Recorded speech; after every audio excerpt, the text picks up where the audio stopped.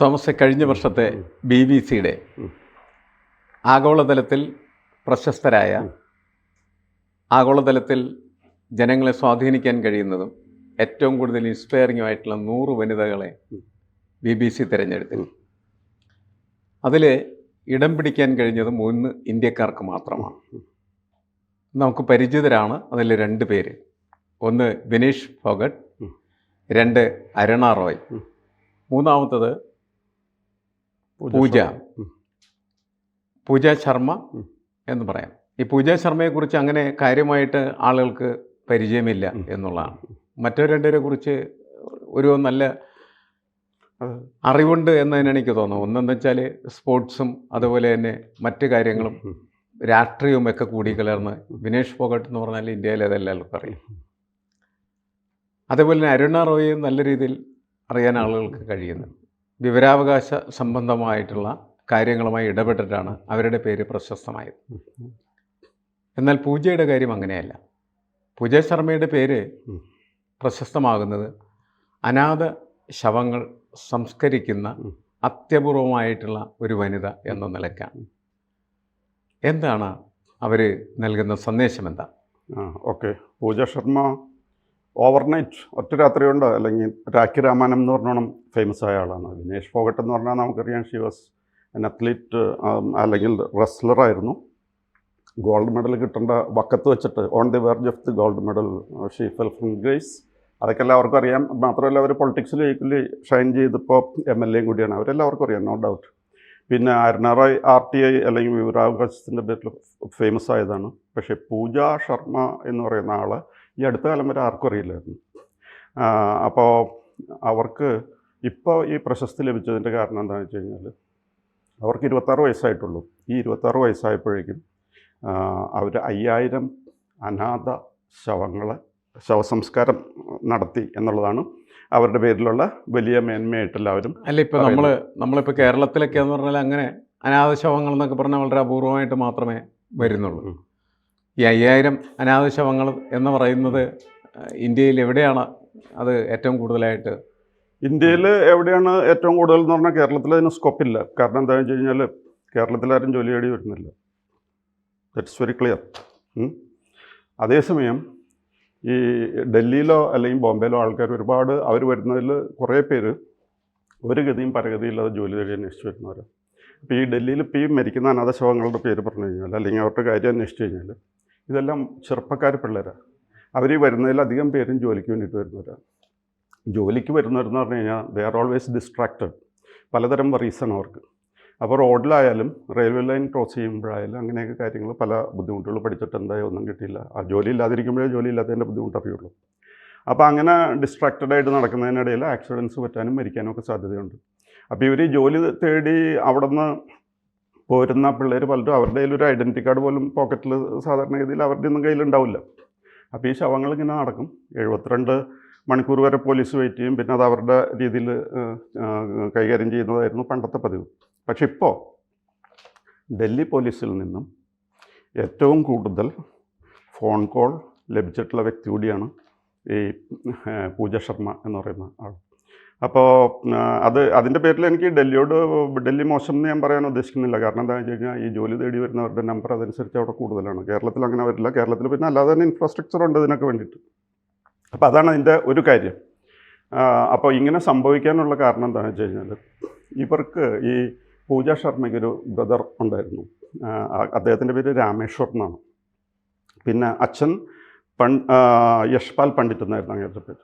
ഇവർ രണ്ടുപേരുടെ കൂടെ വളരെ ഒതുങ്ങിയൊരു ജീവിതമായിരുന്നു വീടിനകത്ത് 23 വയസ്സ് വരെ. അപ്പോൾ ഈ 23 വയസ്സിലൊരു പ്രത്യേക സംഭവം ഉണ്ടായി. അവരുടെ സഹോദരൻ രാമേശ്വർ എന്ന് പറയുന്ന ആൾ വീട്ടിൽ നിന്ന് പുറത്തിറങ്ങി അവിടെ വെച്ച് എന്തോ കാര്യത്തെപ്പറ്റി ആരോഗ്യ ആയിട്ട് തർക്കം ഉണ്ടാകുമ്പോൾ ഇത് ഈ പൂജ ശർമ്മ ഇത് കണ്ടുകൊണ്ട് നിൽക്കുകയാണ്. തർക്കം പെട്ടെന്ന് അങ്ങോട്ട് മൂത്ത് അടിയും ഇടിയൊക്കെ ആയി കഴിഞ്ഞ അവസാനം ആൾ ഇവരുടെ കൺമുമ്പിൽ കൊല്ലപ്പെട്ട് കഴിഞ്ഞപ്പോൾ ഈ വിവരം ഇവരുടെ ഫാദർ അറിഞ്ഞു. അതായത് ഈ പറയുന്ന യശ്പാൽ പണ്ഡിറ്റ് അറിഞ്ഞു. യശ്പാൽ പണ്ഡിറ്റ് അറിഞ്ഞ പാടെ മറിഞ്ഞു വീണ വീഴ്ച. അത് കഴിഞ്ഞിട്ട് he was in A comma, ഒരിക്കലും ബോധം വന്നിട്ടില്ല. അപ്പോൾ ഫാദർ അങ്ങനെ കിടക്കുന്നു, മദർ മരിച്ചുപോയി. പിന്നെ സഹോദരനുണ്ടായ ആളെ കൺമുന്നിലിട്ട് തല്ലിക്കൊന്നു. അപ്പോൾ ഈ കൺമുമ്പിൽ കൊല്ലപ്പെട്ട് കഴിഞ്ഞപ്പോൾ ഇവരുടെ ശവസംസ്കാരം നടത്തണമല്ലോ സഹോദരൻ്റെ, പലരെയും സമീപിച്ചു കഴിഞ്ഞിട്ട് ആരും തയ്യാറില്ല. കാരണം എന്താണെന്ന് വെച്ച് കഴിഞ്ഞാൽ ഈ കൊലപാതകമാണല്ലോ നടന്നിരിക്കുന്നത്. കൊലപാതകം ചെയ്യപ്പെട്ട ഒരാളുടെ ശവസംസ്കാരം നടത്താനായിട്ട്, ഈ പൂജാകർമ്മങ്ങളൊക്കെ നടത്താനായിട്ട് ആർക്കും താല്പര്യമില്ല. പിന്നെ ഇവരാണെങ്കിൽ അവർ ജനിച്ച മതം പോലും ഇയാളെ ഉപേക്ഷിച്ചു നടത്താം. ആ മതം എല്ലാവരും ഉപേക്ഷിക്കുന്നു. ആരുമില്ല ഈ വളരെ നിസ്സഹായരായ ഒരു മാറിത്തീർന്നു. ശവസംസ്കാരം നടത്താനായിട്ട് ആരും മുന്നോട്ട് വരുന്നില്ല. അപ്പോൾ ഇവരാണെങ്കിൽ സ്ത്രീയാണ്. സ്ത്രീകൾ സാധാരണ ഈ ശവസംസ്കാരത്തിന് അങ്ങനെ വരാറില്ല. അപ്പോൾ അങ്ങനത്തെ ഒരു സാഹചര്യം വന്നു കഴിഞ്ഞപ്പോൾ അവസാനം എല്ലാം കഴിഞ്ഞ് കഴിഞ്ഞപ്പോൾ ഇവർ തീരുമാനം എടുത്തു, എന്തായാലും ഇദ്ദേഹത്തിൻ്റെ മണ്ണിനടിയിലേക്ക് പോകണമല്ലോ, അതിൻ്റെ കാര്യങ്ങളൊക്കെ ഈ പൂജാ ശർമ്മ തന്നെ നടത്തി. അപ്പോൾ അന്നത്തെ ആ ഒരു ട്രോമ, അതിൻ്റെ റിസൾട്ടായിട്ട് അവരൊരു തീരുമാനം എടുത്തു, ഒരു അനാഥ ശവവും ഇങ്ങനെ ഇൻസൾട്ട് ചെയ്യപ്പെടരുത് എന്നൊരു താല്പര്യം ഉണ്ടായി. അപ്പോൾ അതിനുശേഷമാണ് ഇവരിങ്ങനെ പെരുമാറാൻ തുടങ്ങിയത്. എവിടെ അനാഥശവം ഉണ്ടോ അതിൻ്റെ ശവസംസ്കാരം നടത്തും. അപ്പോൾ 23 വയസ്സ് ആയതിനു ശേഷമാണ് അത് തുടങ്ങി. ഇപ്പോൾ 26 വയസ്സാണ്. ഈ 3 വയസ്സിനുള്ളിലാണ് 5000 പേര് ശവസംസ്കാരം ഇവർ നടത്തിയിരിക്കുന്നത്. മാത്രവുമല്ല ഈ ഡൽഹിയിൽ ഇങ്ങനെ ശവസംസ്കാരം നടക്കുന്നത് അധികവും ചെറുപ്പക്കാരുടെയാണ്. അപ്പോൾ ഞാൻ നേരത്തെ പറഞ്ഞ പോലെ ഇവർ മെയിൻലി അൺഎംപ്ലോയിഡ് യൂത്താണ്. ഇവർ വരുന്നു, ഇവരുടെ കാര്യം അന്വേഷിക്കാൻ ആരുമില്ല, ഇവരുടെ ഡീറ്റെയിൽസ് അറിയില്ല, ഇവർ ആരാണെന്നും അറിയില്ല, അവിടെ കിടക്കും. പിന്നെ പോലീസ് 10-72 മണിക്കൂർ കഴിയുമ്പോഴാണ് പിന്നെ എന്തെങ്കിലും ഈ ശവസംസ്കാരമായിട്ട് ബന്ധപ്പെട്ടുള്ള കാര്യം ചെയ്യുള്ളൂ. അപ്പോൾ അങ്ങനെ വന്നു കഴിഞ്ഞപ്പോഴാണ് ഇവർ ഇടപെടാൻ തുടങ്ങിയത്. ഇവരിടപെട്ടു, ഈ കാര്യങ്ങളൊക്കെ വളരെ ഭംഗിയായിട്ട് നടത്തുന്നു എന്ന് കണ്ടു കഴിഞ്ഞപ്പോൾ പോലീസ് ഇവരെ സ്ഥിരം വിളിക്കുകയാണ്. അങ്ങനെയാണ് ഇപ്പോൾ ഇത്രയും പേരുടെ ശവസംസ്കാരം നടത്തുന്നത്. അതായത് സർക്കാരാണ് യഥാർത്ഥത്തിൽ ഇത്തരത്തിലുള്ള സംഭവങ്ങളിൽ ഇടപെടുകയും അതിനൊരു പരിഹാരം ഉണ്ടാക്കുകയും ചെയ്യേണ്ടത്. പക്ഷേ സർക്കാർ അങ്ങനെ പ്രവർത്തിക്കാതെ വരികയും ഈ ശവങ്ങളെല്ലാം അനാഥമായി കിടക്കുകയും അത് മറവ് ചെയ്യപ്പെടാതെ പോവുകയും അത് സമൂഹത്തിന് വലിയ ഒരു പ്രതിസന്ധി സൃഷ്ടിക്കുകയൊക്കെ ചെയ്ത സമയത്ത് അതിൻ്റെ ഒരു പരിഹാരം തേടാനായിട്ട് സർക്കാർ സംവിധാനം പരിശ്രമിച്ചില്ല എന്ന് പറയുന്നത് എന്നെ അത്ഭുതപ്പെടുന്ന ഒരു കാര്യമാണ്. അല്ല, അത് large huge cosmopolitan cities this is what happens. Bombay പോയതിൽ കൂടുതലുണ്ട്. അതെ, കോസ്മോപൊളിറ്റൻ സിറ്റികളിലെ മനുഷ്യബന്ധങ്ങൾക്കൊരു പ്രസക്തിയില്ല. അതായത് ഈ കോസ്മോപൊളിറ്റൻ സിറ്റീസിൽ ഇപ്പോൾ ബോംബെയിലെ കാര്യം പറഞ്ഞാൽ ഒരുപക്ഷെ ഇതിനേക്കാൾ കൂടുതൽ അവിടെ ഇഷ്ടം പോലെ മരിക്കുന്നുണ്ട്. പക്ഷേ ആരും ഇങ്ങനെയൊരു നടപടി സ്വീകരിച്ച് തുടങ്ങിയിട്ടില്ലാത്തതുകൊണ്ട് നമ്മളത് അറിയുന്നില്ല അല്ലെങ്കിൽ നോട്ട് ചെയ്യുന്നില്ല എന്നുള്ളൂ. ഡൽഹിയിൽ കൂടുതൽ സംഭവം ബോംബെയിൽ നടക്കുന്നുണ്ട് ഇതുപോലത്തെ. അതേപോലെ ഒരു ഗതിയും പരഗതിയും ഇല്ലാത്ത ആൾക്കാർ ഏറ്റവും കൂടുതൽ വരുന്നത് ബോംബെയിലാണ്. അത് ജോലി തേടി പോകുന്നു. ഇപ്പോൾ നമുക്കറിയാം, പണ്ട് ഇപ്പോൾ നമ്മളുടെ MT വാസുദേവനാരുടെ പുസ്തകങ്ങൾ അദ്ദേഹം ഈ അടുത്ത കാലത്ത് വളരെ ചർച്ച ചെയ്യപ്പെട്ട ആ പുസ്തകങ്ങളൊക്കെ നമ്മളെ പഠിപ്പിക്കുന്നത് ഒരു അനുഭവത്തെയാണ്. അനുഭവം എന്ന് പറഞ്ഞാൽ അന്ന് കേരളത്തിലെ ആളുകൾ ഷോർട്ട് ഹാൻഡും ടൈപ്പ് റൈറ്റിംഗ് പഠിച്ചിട്ട് നേരെ ബോംബെക്ക് വണ്ടി കയറുമായിരുന്നു. അപ്പോൾ കേരളീയരായ മുഴുവൻ മനുഷ്യരുടെയും ഒരു ആശ്രയ കേന്ദ്രമായിട്ട് ബോംബെ മാറിക്കഴിഞ്ഞു. ബോംബെയും ഡൽഹി, കൽക്കട്ട 3 സ്ഥലങ്ങളിലേക്കാണ് കേരളീയർ പോയിക്കൊണ്ടിരുന്നത്. അങ്ങനെ പോകുന്ന ആളുകൾ കൃത്യമായിട്ട് അവരുടെ ഐഡൻറ്റിറ്റി കീപ്പപ്പ് ചെയ്തില്ല എങ്കിൽ അവർ ഏതെങ്കിലും അത്യാഹിതത്തിൽപ്പെട്ട് മരിച്ചു കഴിഞ്ഞാൽ അത് അനാഥശവമായി മാറും. അത് സംസ്കരിക്കുന്നതിനുള്ള സംവിധാനം അന്നുമില്ല, ഇന്നുമില്ല.